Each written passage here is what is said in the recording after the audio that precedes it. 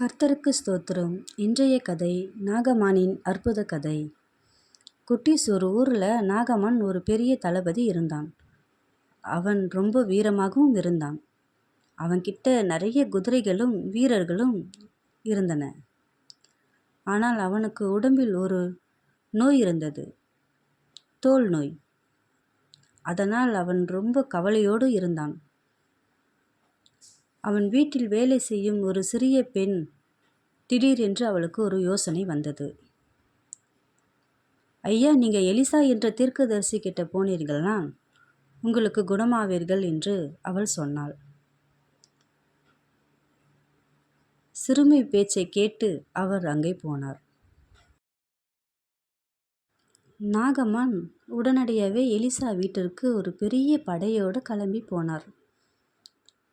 அங்கே அவர் நினைத்து போன நோக்கம், எலிசா தம் மேல் வந்து கையை வைக்கும் போது நம்ம சுகமாகவும் என்று அவர் நினைத்து போனார்.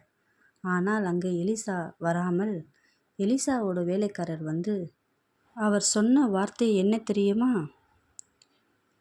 நாகமான் கிட்ட வந்து, யோர்தான் ஆற்றில் 7 தடவை முழுகி எழுந்திருங்கள் என்று சொன்னார்கள். நாகம்மாவுக்கு ரொம்ப கோபம் வந்துடுச்சு. நானா இந்த சாதாரண ஆற்றில் முழுகுவதா அப்படி என்று கேட்டார்.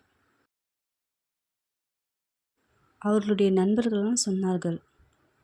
அதுக்கப்புறம் அவர் யோசித்து அவருடைய கர்வத்தை விட்டுவிட்டு ஆற்றில் இறங்கினார். 1 2 3 எண்ணி 7 தடவை முழுங்கி எழுந்தார். என்ன ஆச்சு தெரியுமா? அவருடைய சரீரம் முழுவதும்